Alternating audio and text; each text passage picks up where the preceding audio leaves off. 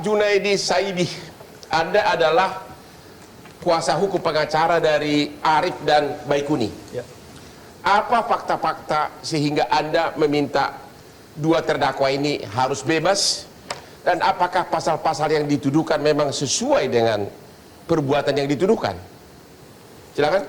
Ya, pertama kalau kita lihat ya, pasal dakwaan itu adalah pasal 32, pasal 33 dalam Undang-Undang ITE. Ya. Dalam pasal 32 kita bisa lihat gitu ya, dan juga ahli yang kami hadirkan juga menyatakan bahwa perbuatan yang disangkakan kepada Baikuni itu menyalin. Sedangkan kalimat menyalin, kata menyalin itu tidak ada dalam pasal 32. Ya. Dan itu berbeda dengan memindahkan ataupun dengan mentransmisikan yang disampaikan oleh ahli di dalam BAP. Ya. Di dalam bagian yang lain juga kita lihat pasal 33 itu tentang merusak ya. Ya. Menghilangkan. Dan kalau kita lihat juga di dalam penjelasan umum Undang-Undang ITE itu dijelaskan bagaimana bahwa perbuatan yang dimaksud dalam Undang-Undang ITE itu adalah suatu perbuatan yang itu didasarkan pada kejahatan yang terkait dengan komputer atau yang berdasarkan komputer. Yang sebenarnya kalau kita lihat Undang-Undang ITE 2008 itu tidak dapat dipisahkan dari apa yang terdapat dalam Budapest Convention. Jadi klien Anda hanya gara-gara merusak CCTV dituduh nggak merusak CCTV, Bang. Jadi yang dilakukan itu adalah dia melakukan menyalin, ya, menyalin dari DVR, ya, dan itu ditaruh di dalam flash disk, gitu. Lalu flash disk itu kemudian ditonton. ya, Dan perbuatan menyalin itu yang disangkakan pakai 32, 33, 221, 233. Gitu. ya. Yang menurut saya itu tidak terpenuhi unsurnya. Lalu terhadap juga ada mematahkan Windows Surface, itu juga dianggapnya juga suatu perbuatan untuk merusak sistem elektronik. Padahal kalau kita lihat yang namanya kejahatan yang dimaksud dalam IT, sebagaimana Cybercrime Convention Budapest 2001 itu adalah haruslah computer related crime atau computer based crime. Nah ini yang tidak bisa dijelaskan oleh jaksa maupun ahli yang dihadirkan, termasuk berita acara Triple 37 yang kita juga baca, kita pelajari. Itu di dalam mengeluarkan suatu hasil daripada forensik itu ada tahapannya, ada caranya. Oke, kalau gitu kita lihat dulu deh, bisa nggak di grafis pasal-pasal yang dituduhkan? Ya, ya, kita mulai dari inilah satu pasal yang pertama yang dituduhkan kepada para obstruction of justice. Pasal 33 kita mulai dulu ya. Setiap orang dengan sengaja dan tanpa hak atau melawan hukum melakukan tindakan apa yang berakibat terganggunya sistem elektronik. Ya, dan atau mengakibatkan sistem elektronik menjadi tidak bekerja sebagaimana mestinya. Jadi terganggunya sistem elektronik dan ini ancaman hukumnya 10 tahun. Pertanyaannya, apakah perbuatan klien Anda terkait dengan ini atau memang ini nggak ada kaitan? Nggak ada kaitan sama sekali. Kalau kita bicara sistem itu kita ada satu elemen saling terkait satu sama lain ya. Dan sistem elektronik itu kalau kita bahas dalam hal ini itu haruslah terkait dengan elektronik. Jadi dan digital. Apakah ini sengaja dimasukkan agar bisa ditahan karena ancaman hukumannya 10 tahun? Correct. Iya. Itu karena memang alasan untuk bisa ditahan jadi pasal ini ditaruh. Tapi ada pada akhirnya adalah dakwaan menjadi absurd. Kenapa? Karena pasal ini secara tidak tepat. Kalau itu kita lihat lagi dua pasal yang dituduhkan. KUH pidana. Ya? Pasal 32-nya belum.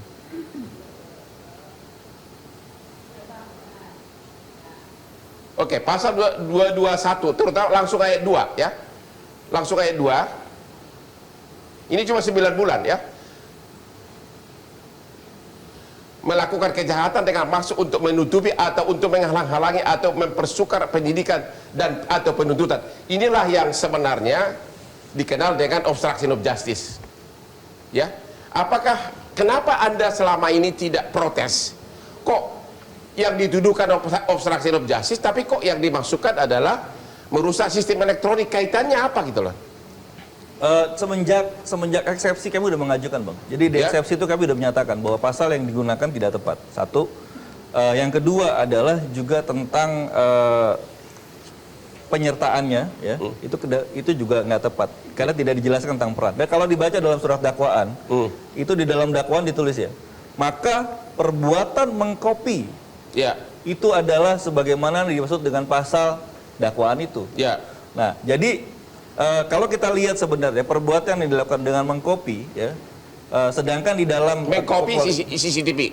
mengcopy DVR, Bang. Oke.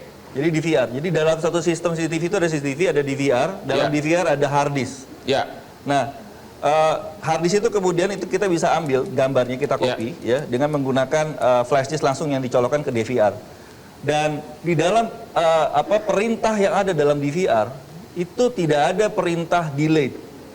Yang ada adalah copy dan format. Dan itu hanya DVR di perumahan, di lingkungan RT. Dan DVR itu adalah DVR yang adegan dengan luar rumah dan itu kondisi jalan. Ya. Jadi tidak terkait dengan CCTV tentang tembak-menembak atau penembakan atau apapun itu yang terjadi. Sehingga sekarang saya mau tanya dulu kepada ahlinya nih, Hairul Huda. Lain, katakanlah Itulah seperti obstruction itu. of justice. Itulah obstruction of justice. Ya. Ini yang menyebabkan kemudian maka kejahatan itu apa bentuknya? Ya. Yang di dalam konstruksi dakwaan adalah merusak sistem elektronik. Ya. Ya, jadi merusak sistem elektronik adalah modus operandi untuk melakukan perbuatan menutupi kejahatan. Ya. Jadi kejahatan yang dilakukan untuk menutupi kejahatan. Jadi sebenarnya itu upayanya supaya kemudian pemenuhan unsur pasal 221 ayat 2 ini bisa terpenuhi. Makanya jadi ada pasal sebenarnya antaranya. Inti pokoknya adalah pasal 221 KUH pidana yang ancaman hukumannya cuma 9 bulan. Bukan 10 tahun yang pasal 33 Undang-Undang ITE. Nah itu dia, makanya kemudian kejahatannya kan harus dibuktikan. Ya. Dalam bentuk apa kejahatan yang dilakukan untuk menutupi kejahatan itu, Ya. untuk menghilangkan jejak kejahatan itu. Ya. Nah di sini dipakai Undang-Undang ITE. Ada setuju? Kalau menurut saya sebenarnya bisa dalam bentuk tindak pidana yang lain. Ya. Kalau seandainya apa yang disebut misalnya tadi berbagai macam hal itu tidak masuk dalam kategori sistem elektronik. Jadi menurut Anda dakwaan pasal 33 merusak sistem elektronik tepatnya untuk para terdakwa? Menurut saya terlalu jauh. Terlalu jauh kenapa? Karena tidak termasuk dalam kategori sistem elektronik sebenarnya. Apa yang tidak masuk? Ya tadi misalnya perangkat yang kita sebut misalnya CCTV. Ya. Saya kira bukan itu yang dimaksud dengan Undang-Undang ITE tentang sistem elektronik. Yang dimaksud apa oleh Undang-Undang ITE? Ya dia seperangkat antara beberapa alat yang terhubung di dalam sebuah prosedur yang bisa menyimpan, bisa mengolah, bisa mengirimkan data dan seterusnya. Jadi terhubungnya itu harus dengan sistem komputer. Jadi DVR di perumahan di tingkat RT sama itu tidak tergolong dalam sebagai sistem elektronik. Menurut saya tidak termasuk. Jadi menurut Anda bahwa dakwaan itu salah?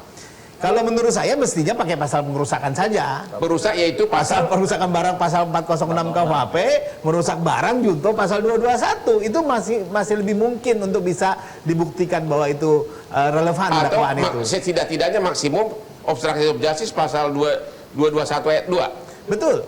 Yang hanya cuma 9 bulan. Yang hanya 9 bulan. Dan dimasukkan pasal 33 10 tahun akhirnya bisa ditahan. Ya konsekuensinya kan seperti itu. Bapak Komjen Purnawirawan Ugroseno, Bapak adalah ahli yang meringankan di pengadilan untuk para terdakwa obstruction of justice. Apa alasan Bapak yang mengatakan tidak pantas mereka dipidana cukup dengan kode etik? Ya, saya mengikuti sidang untuk obstruction of justice ini. Ini adalah bahaya bagi Polri ke depan nanti. Jadi obstruction of justice yang dikatakan menghalangi atau merintangi penyidikan di sini itu sebetulnya kalau membaca pasalnya pasal 221 ayat 2 saja itu barang siapa yang telah melakukan tindak pidana, bukan barang siapa setelah tidak pidana kemudian datang ke TKP, itu tidak nyambung ke situ. Kalau orang sudah menembak kemudian senjatanya dibuang, darah dibersihkan dan sebagainya, itu kena obstruction of justice di situ. Gitu. Ini yang saya tekankan, sehingga ini saya juga perlu ikut campur ke depan untuk menyelamatkan Polri. Contoh misalnya Hendra, ya Brigjen Hendra. Menurut Bapak tidak pantas dipidana atas dasar apa? Kan dia yang menjalankan semua perintah Sambo sampai kemudian mengantar mayat ke kampung halaman.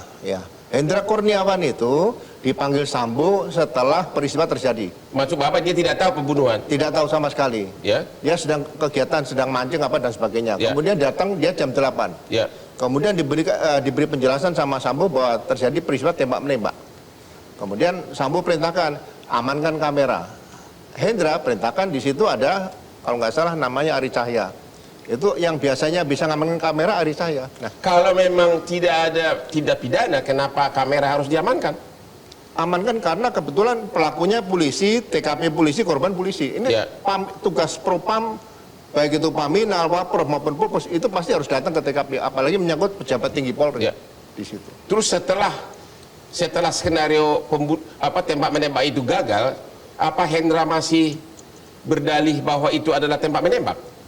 Jadi setelah kembali dari kediaman Sambo, Hendra Kurniawan dan si Agus Nurpatria menghadap Kapolri. Ya. Menghadap Kapolri, baru belum bercerita padanya, Sambo dan istrinya menghadap Kapolri. Hendra dan Agus kembali keluar. Jadi apa yang dilakukan Hendra hanya dapat perintah amankan saja. Alasan apa yang mengatakan itu pidana untuk mengamankan? Tapi kan Hendra kan seorang yang sudah pangkatnya tinggi. Masa dia tidak punya firasat something wrong gitu? Ya sekarang kalau bilang kamera ini diamankan atau tadi DVR mau diamankan, itu karena kebetulan diamankan supaya ini jangan rusak. Bukan dirusak loh. Diamankan supaya tidak rusak. Jadi Anda berpendapat kalau Hendra CS tahu bahwa terjadi pembunuhan, maka dia kena tidak pidana obstruction of justice. Kalau tahu. Loh. Kalau ini misalnya, sekiranya terbukti bahwa dia tahu bukan tembak menembak tapi terjadi pembunuhan, apakah Anda setuju bahwa dia kena obstruction of justice? Itu pun saya tidak setuju karena tidak setuju. Tidak setuju juga. Walaupun dia tahu ada pembunuhan. Kenapa? Karena kebetulan saya katakan tadi, pelaku polisi, korbannya polisi, TKP polisi. Amankan supaya tidak rusak. Saya mau kasih contoh. Kalau saya membunuh orang, kemudian saya suruh supir saya membersihkan semua untuk menutupi. Supir saya ini tidak ada pilihan lain karena dia dapat gaji dari saya. Apakah supir saya ini juga bebas? Nah, dalam peristiwa pembunuhan, kalau itu berkaitan dengan TKP di pembunuhan, dia membersihkan darah yang ada kaitan dengan pembunuhan, itu masih bisa kena obstruction of justice. Masih bisa kena. Dan menurut Anda Hendra tidak melakukan itu? Tidak melakukan itu. Kalau gitu saya mau tanya dulu kepada Pak Napitupulu Erasmus, apakah Anda setuju mendapatkan keterangan yang dilakukan dengan paksaan? Kita fokus saja dulu ke pasal yang dituduhkan. Saya masuk ke sana Bang untuk menjelaskan bahwa bukan berarti kesalahan prosedur tidak bisa dipidana. Yang perlu dilihat dalam konteks pidana material tentu saja kesengajaan tadi dan obstruction. Konteks obstruction saya masuk tadi 221 ayat 2 itu bukan mengetahui tindak pidana. Setelah dilakukannya kejahatan dengan maksud untuk kemudian merusak, menghalang-halangi suatu penyidikan, merusak, menyembunyikan, menghilangkan alat bukti. Jadi konteksnya dalam konteks obstruction of justice salah satunya ya kesalahan prosedur yang disengaja. Anda berpendapat bahwa Hendra CS sudah tahu terjadi pembunuhan, bukan tembak menembak? Kalau saya bilang polisi seorang penyidik patut menduga kalau ada peristiwa hukum terjadi, kemudian dilihat peristiwa tindak pidana terjadi, patut menduga ada tindak pidana terjadi. Oke, jadi Anda itu konteks penyidikan. Pasal 221 itu masuk? Bagi saya itu lebih masuk akal. Kalau pasal 33 berusaha sistem elektronik padahal hanya sistem DPR di suatu RT, itu bisa masuk nggak? Yang repot Bang karena Pak Sambo kan sudah diputus bersalah ya. Pasal 33 itu. Pendapat Anda pribadi? Bagi saya lebih ke arah pasal 221 ayat 2. Kalau pasal 221 harusnya para terdakwa ini nggak bisa ditahan dong, cuma 9 bulan. Ya, ada perdebatan itu. Tambah pasal 52 KUHP ya ditambah sepertiga ya karena pejabat yang berwenang ya. Tapi konteksnya itu. Pak Wahyu, Anda setuju bahwa mana pendapat Pak Ugraseno atau pendapat Pak Napitupulu nih? Yang sana mengatakan cukup kode etik, yang ini mengatakan kena pasal minimum 221 obstruction of justice. Kompolnas, silakan. Terima kasih Bang Lukman. Jadi tentu Kompolnas tidak pada posisi untuk justifikasi pasal mana yang diterapkan bukan. Boleh melakukan penolakan. Jadi kalau perintah menembak membunuh itu pantang harusnya ditolak begitu? Oh iya, harusnya. Nah, ini problemnya kan begini yang sering kita sebut sebagai terjadi relasi kuasa. Ini yang sering kita sebut. Sehingga inilah yang bagi kami Kompolnas ini pelajaran yang sangat berharga. Jadi sehingga menurut Bapak kalau para terdakwa obstruction of justice sudah tahu bahwa terjadi pembunuhan tapi alat buktinya disembunyikan atau dibersihkan, Anda setuju tetap kena 221 merupakan tindak pidana? Soal pasal mana bukan saya kira Kompolnas tidak punya. Tapi itu merupakan tindak pidana obstruction of justice?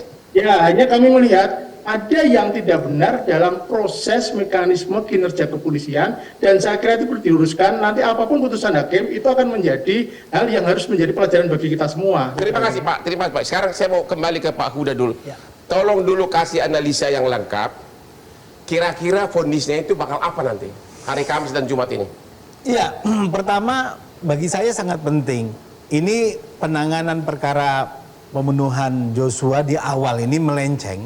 Melenceng Itu kenapa? karena adanya tindakan-tindakan teman-teman ini yang sekarang didakwa obstruction of justice, atau karena tindakan Sambo yang kemudian membuat skenario sehingga ini melenceng.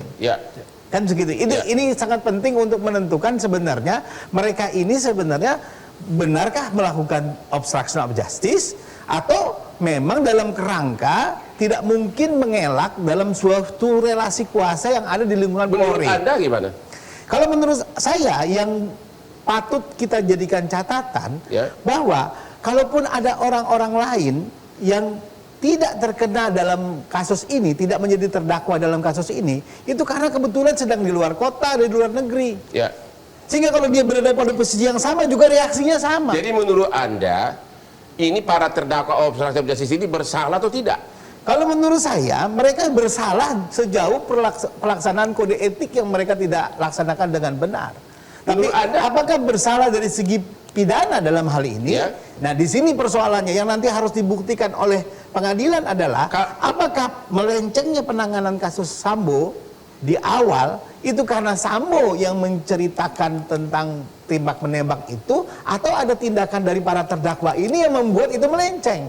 Di situ yang menurut saya belum terlihat tergambar dengan jelas berdasarkan pemberitaan. Intinya kalau para terdakwa ini mengetahui itu ada pembunuhan, barang bukti dihilangkan, berarti itu kena. Intinya kalau tahu. Ya begini, kan ini kan atasan mereka. Jenderal yang pangkatnya lebih tinggi dari mana mereka. Kalau tidak ada bukti yang kuat, tidak akan mungkin mereka bisa menduga bahwa ini ada tindak pidana. Sehingga kemudian di awal dugaan saya para terdakwa ini tidak mempunyai dasar untuk men-challenge cerita bahwa ini tembak menembak. Penerapan pasal 33 Undang-Undang ITE ini sama sekali tidak tepat. Kalau menurut saya tidak tepat karena DVR itu tidak termasuk sistem elektronik.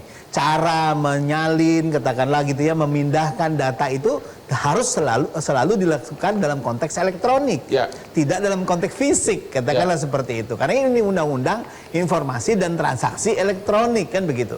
Yang kedua adalah 5 terdakwa ini tidak sama perannya. Sehingga kemudian kalau dikaitkan dengan pasal 221 itu juga tidak bisa digeneralisasi, tergantung perannya masing-masing. Oke, kalau begitu coba langsung singkat aja. Hendra kira-kira kena pasal berapa? Kalau menurut saya kalau dari perbuatan-perbuatan yang tergambar selama ini, ya tidak ada dakwaan yang bisa diterapkan terhadap yang bersangkutan. Ya karena tidak ada perannya terkait dengan merusak sistem elektronik, tidak ada perannya terkait dengan misalnya menghilangkan barang bukti. Yang menyuruh. Tadi konteks menyuruh tadi Pak Ugrosono sudah mengatakan mengamankan itu dalam konteks untuk membuat supaya jangan rusak. Cuma persoalannya adakah track record selama ini amankan tuh artinya disuruh dirusak kan gitu loh. Ada Pak Junaidi Saib gimana?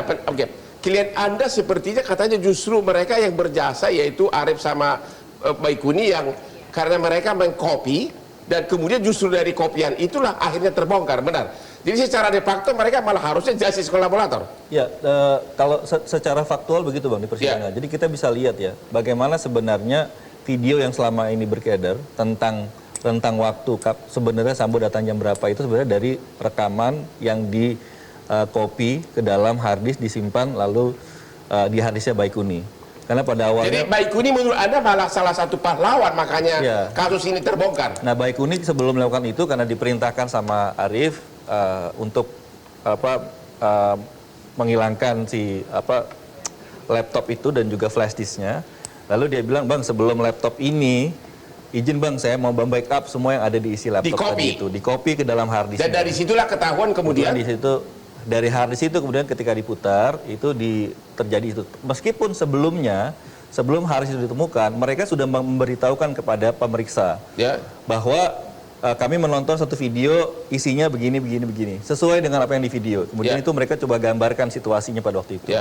Dan kemudian keterangan itu kemudian cocok ketika video itu ditemukan di dalam harddisk yang disimpan Baikuni. Dan di video itulah ketahuan bahwa almarhum masih hidup pada saat sebelum Sambo datang, begitu? Iya.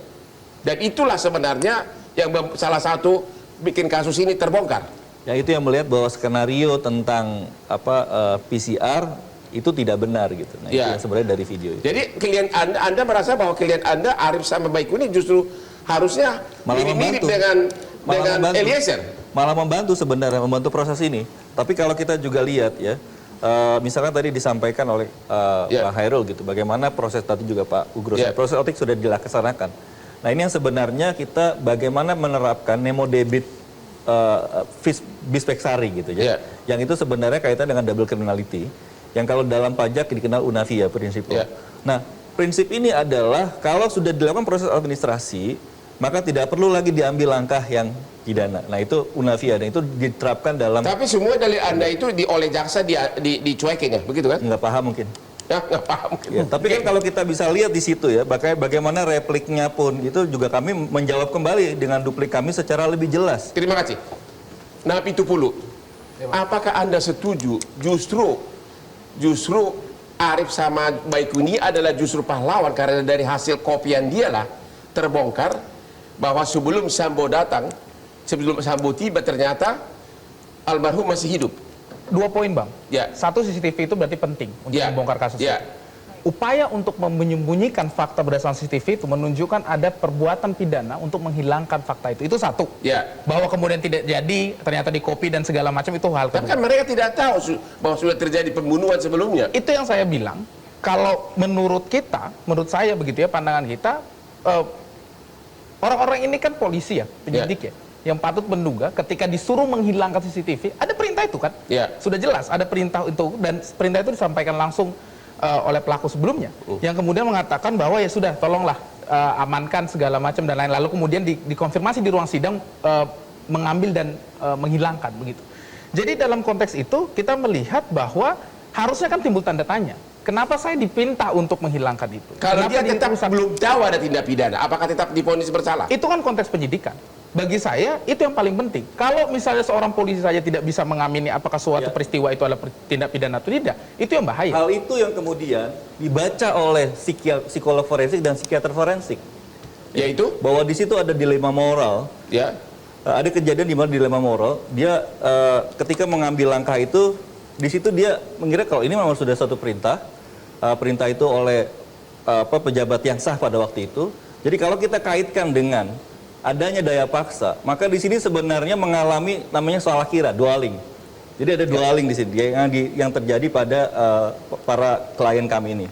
Satu, yang kedua adalah kita bisa lihat ya, bahwa ketika itu dilakukan ya, kalau kita baca dalam peraturan internal berkaitan dengan propam ya, pimpinan itu bahkan bisa merintahkan juga ketika ada satu yang sudah dianggap tidak diperlukan, maka itu dapat dihilangkan.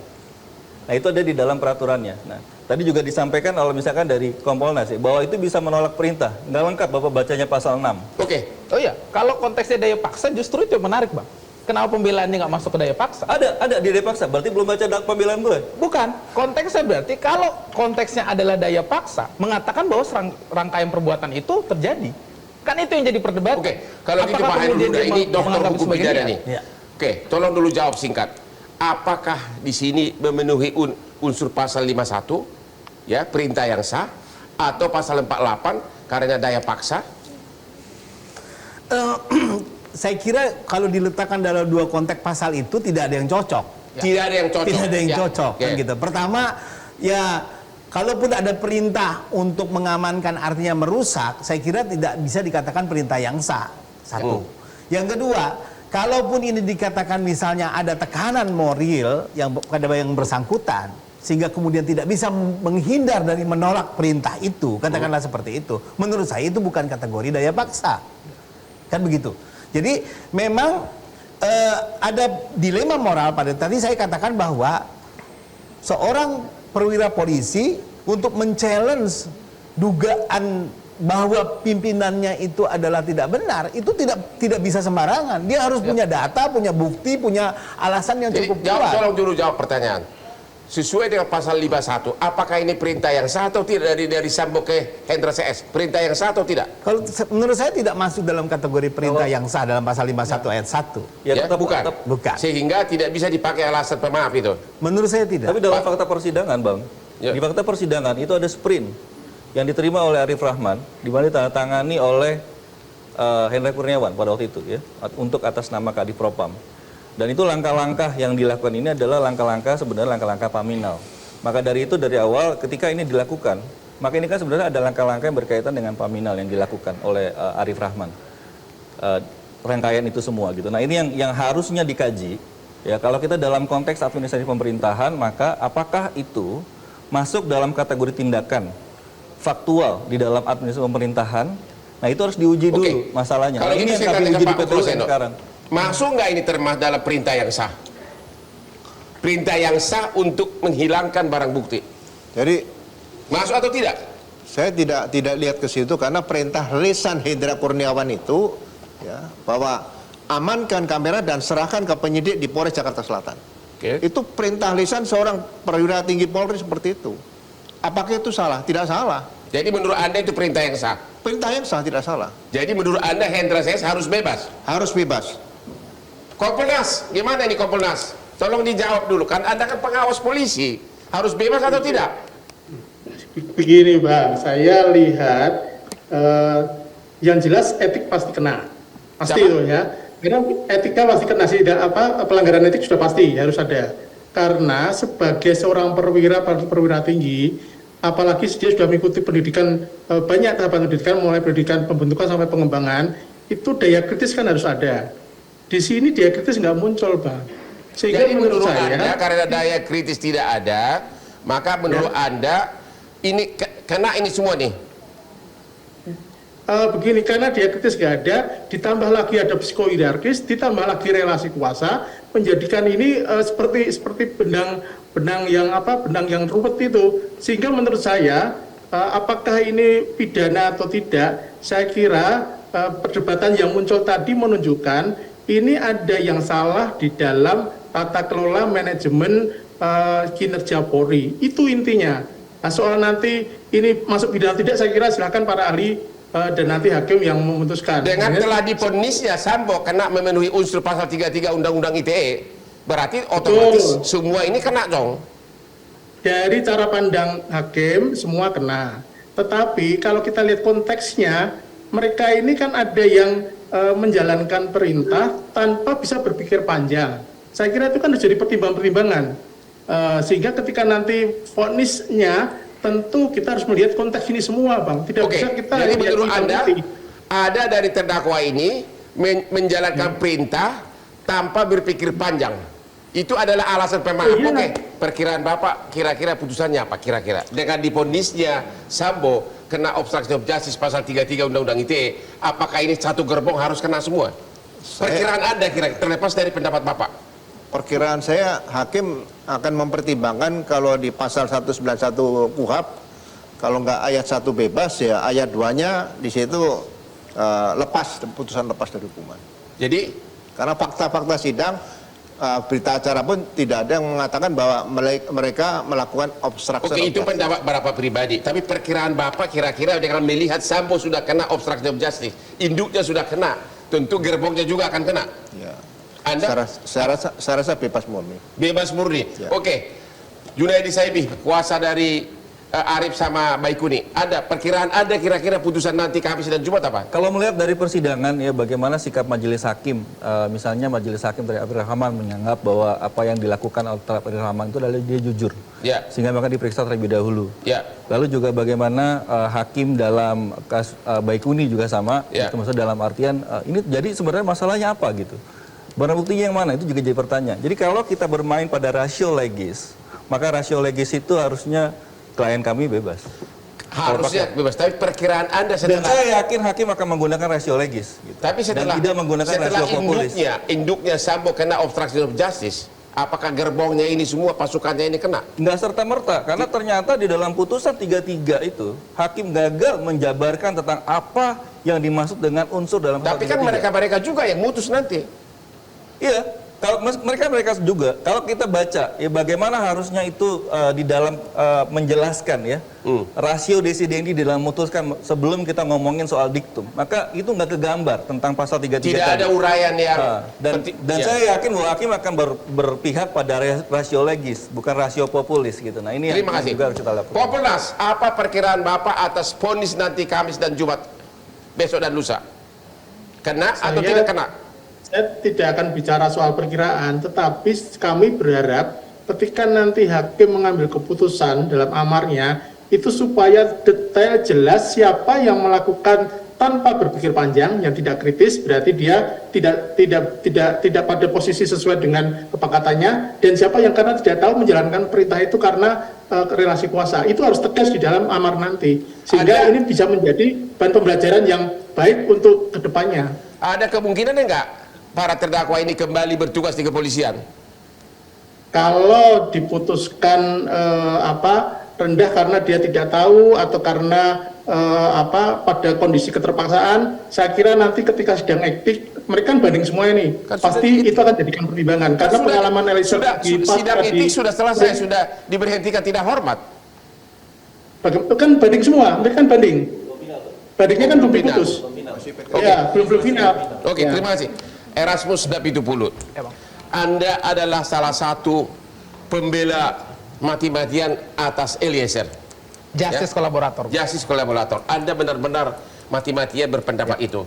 Cuma ada di sini fakta persidangan, di mana kasus ini terbongkar justru gara-gara yang dikopi oleh kliennya dia itu Arif dan Baikuni.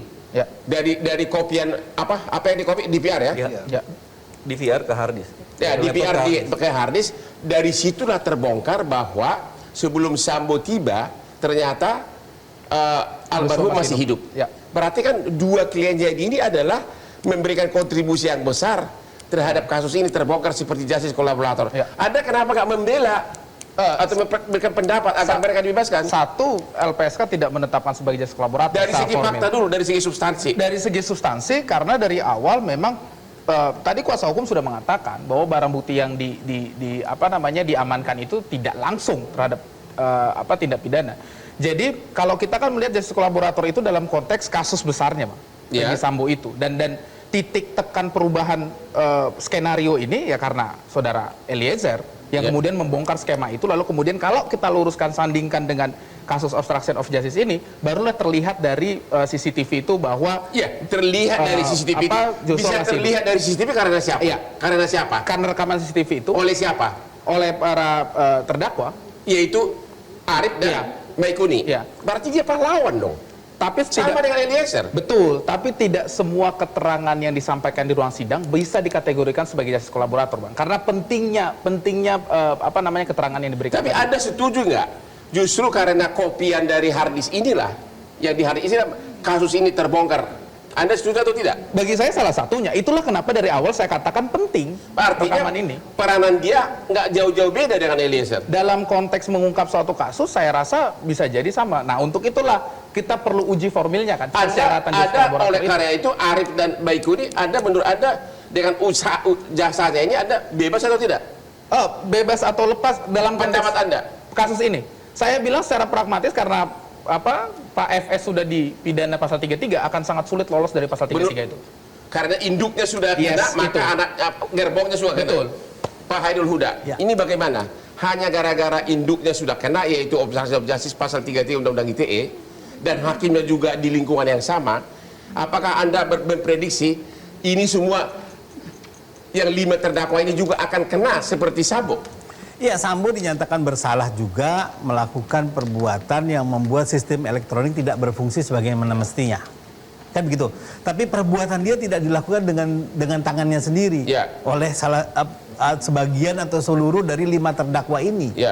Oleh karena itu menurut saya sebagian dari terdakwa ini akan divonis bersalah. Kan begitu. Ya, karena mereka lah yang melaksanakan apa yang dilakukan oleh Ferdy Sambo. Yaitu siapa menurut Anda? Ya, mereka ini siapa? Membuat sistem elektronik tidak berfungsi sebagaimana mestinya. Siapa itu menurut Anda? Saya kira orang-orang atau terdakwa yang langsung berhubungan dengan sistem elektronik. Bisa sebut nama? Saya kira analisa saudara. Saya kira tidak pas kalau kita menyebut nama, tetapi kalau di luar dari mereka yang berhubungan dengan hubungannya dengan sistem elektronik, menurut saya punya peluang bebas. Oke, kira-kira hukumannya kira-kira perkiraan Anda gimana? Saya kira tidak akan lebih rendah daripada tuntutan jaksa. Akan lebih rendah? Akan lebih rendah dari tuntutan jaksa. Karena fakta persidangannya sebenarnya tidak cukup mendukung dakwaan. Intinya sebenarnya itu. Ada surprise nggak? Didakwakan pasal 33 Undang-Undang ITE yang ancaman hukumnya 10 tahun, tapi tuntutannya cuma ada yang 1 tahun, ada yang 3 tahun, ada keanehan nggak di situ? Seolah-olah jaksa itu nggak begitu siap dengan pasal 33 Undang-Undang ITE. Ya betul, kalau menurut saya itu juga menunjukkan bahwa sebenarnya tidak terlalu yakin bahwa pasal ini bisa dibuktikan. Ya. Cuma persoalannya kan memang sudah didakwa dan katakanlah Ferdy Sambo sudah divonis bersalah, membuat sistem elektronik tidak bekerja sebagaimana mestinya tersebut. Sehingga sedangkan dia melakukan itu dengan perantaraan para terdakwa ini. Gitu. Makanya mereka yang erat kaitannya dengan pengelolaan sistem elektronik dalam hal ini di VR dan seterusnya itu menurut saya akan divonis bersalah. Walaupun di situ ada dilema moral tadi segala macam-macam yang menyebabkan dia menjadi lebih rendah. Hanya karena Sambo setelah divonis maka gerbongnya semua akan divonis. Apakah kalaupun nanti 5 terdakwa ini divonis bersalah, Anda melihat ada celah nggak dibanding atau kasasi? Menurut saya ada celah. Yaitu yang tidak bersentuhan dengan sistem elektronik, misalnya saudara Hendra. Ya. Kan tidak langsung dia berhubungan dengan sistem elektronik. Ya. Kalau menurut saya dia punya peluang untuk kemudian lolos dari jerat pasal ini. Tapi memang perlu dijelaskan tentang berhubungan dengan sistem elektronik itu yang tadi saya bilang. Basisnya di dalam konteks Budapest Convention bahwa itu harus computer related crime dan computer based crime. Setuju. With it berarti maknanya adalah tindakan itu hanya dapat dilakukan misalkan mengirim malware, mengirim virus. Seperti juga yang sekarang yang terjadi, mengirim file APK, itu aplikasi yang kemudian dibuka, itu kemudian bisa merusak. Sedangkan perbuatannya Arif dan Baikuni hanya? Baikuni dalam hal ini kan dia mengcopy, dan namanya mengcopy itu tidak menghilangkan apa yang ada dalam DVR-nya. Dan itu kopiannya itulah kemudian membuat kasus ini semakin terungkap, begitu? Betul. Dan kalau kita baca juga dalam BA 337 yang punya Fuslavor, juga itu tidak bisa dijelaskan tentang bagaimana terkait dengan rusaknya. Dan di dalam log itu juga tidak jernih, tidak semuanya disebutkan. Tapi apakah Anda siap karena Sambo sudah divonis justice pasal 33. Pasal 33 yaitu perintangan keadilan. Apakah Anda siap bahwa klien Anda juga udah kemungkinan besar pasti akan divonis hal yang sama?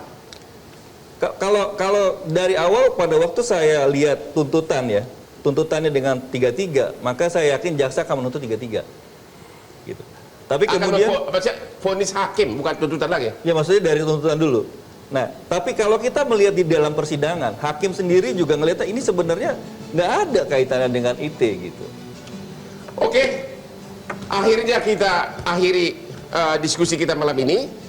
Kita sama-sama menunggu nanti hari Kamis dan Jumat apa kira-kira vonis hakim